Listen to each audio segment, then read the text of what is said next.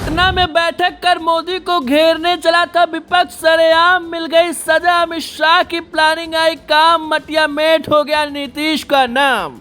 विपक्ष की एक गलती से निकल गई उसकी हवा, मोदी जो चाहते थे विपक्ष ने वही गलती की। गीजड़ों का झुंड चला था मोदी को रोकने। टेबल पर पानी मांगते रह गए केजरीवाल, राहुल ने समोसा खाकर किया एंजॉय। मोदी ने अब चला ब्रह्मास्त्र, जिसके बाद जनता कह रही है विपक्ष बाय बाय। इधर 25 नेताओं का झुंड पटना पहुंचा हुआ था, उधर मोदी अमेरिका में गरज रहे थे। विपक्ष को यही लग रहा था कि मोदी देश में नहीं है तो मोदी के खिलाफ साजिश रचने का एकदम सही वक्त है। जगह का चुनाव भी एकदम ठीक ठाक किया गया था। बीजेपी से बगावत करने वाले नीतीश कुमार के गढ़ में मोदी को सत्ता से हटाने की तैयारी वाली बैठक की गई। 1 महीने तक ढोल नगाड़े बजाए गए, माहौल बनाया गया, लेकिन जैसे ही बैठक हुई विपक्ष की एकता की हवा निकल गई। अब महागठबंधन तो बहुत दूर की बात है, कोई पार्टी आपस में गठबंधन भी कर ले तो आश्चर्य से कम नहीं होगा। मोदी अमेरिका में बैठे हुए थे, लेकिन उन्होंने वहां से देखते देखते ऐसा खेल कर दिया कि विपक्ष हवा से सीधे जमीन पर जा गिरा। लेकिन जब अमेरिका में मोदी भाषण दे रहे थे तो इधर अमित शाह मिशन 2024 पर लगे हुए थे। उनकी नजर विपक्ष की बैठक पर थी और बैठक के बीच उन्होंने भी गजब का खेल कर दिया। अमित शाह ने कैसे विपक्ष को बेदम कर दिया, इस पर आएंगे, लेकिन पहले ये जान लीजिए कि मोदी को घेरने आए विपक्ष की हवा कैसे निकल गई।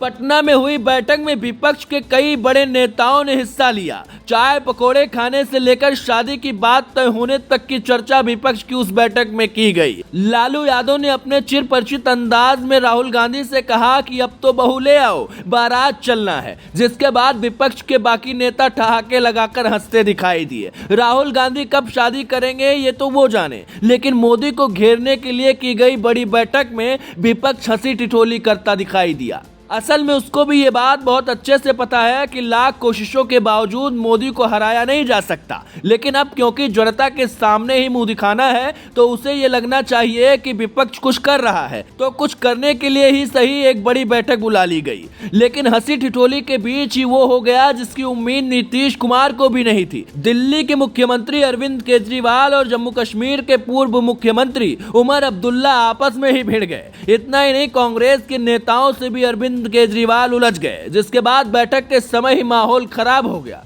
लेकिन केजरीवाल कांग्रेस से क्यों भिड़ गए अब वो भी जान लीजिए। असल में केजरीवाल ने अपनी स्पीच की शुरुआत ही केंद्र सरकार के अध्यादेश का मुद्दा उठाकर किया। उन्होंने कांग्रेस से भी राज्यसभा में इसका विरोध करने के लिए कहा, लेकिन कांग्रेस की तरफ से इस पर कोई संकेत नहीं मिलने पर उन्होंने कहा कि बीजेपी और कांग्रेस के बीच इस मुद्दे को लेकर सेटिंग हो गई है, जिसके बाद कांग्रेस के नेता भड़क गए और बात काफी आगे बढ़ गई। केजरीवाल बोल ही रहे थे तभी उमर अब्दुल्ला भी बीच में आ गए, जिसके बाद माहौल और खराब हो गया। संजय सिंह ने भी उमर अब्दुल्ला को खरी खोटी सुना डाली, जिसके बाद अरविंद केजरीवाल आनन फानन में दिल्ली लौट गए। लेकिन इस पूरी नौटंकी ने विपक्ष की एकता की पोल खोल कर रख दी। अब एकदम साफ हो गया है कि जो विपक्ष खुद ही एकजुट नहीं हो पा रहा है वो मोदी को कैसे हरा सकता है। लेकिन इधर विपक्ष की बैठक चल रही थी, उधर अमेरिका में मोदी ने कमाल करते हुए भारत और अमेरिका के रिश्तों को ऊंचाइयों पर पहुंचा दिया। कई तरह के व्यापारिक समझौते अमेरिका के साथ किए गए। इतना ही नहीं, चीन और पाकिस्तान को सबक सिखाने के लिए कुछ हथियारों की भी डील कर दी गई।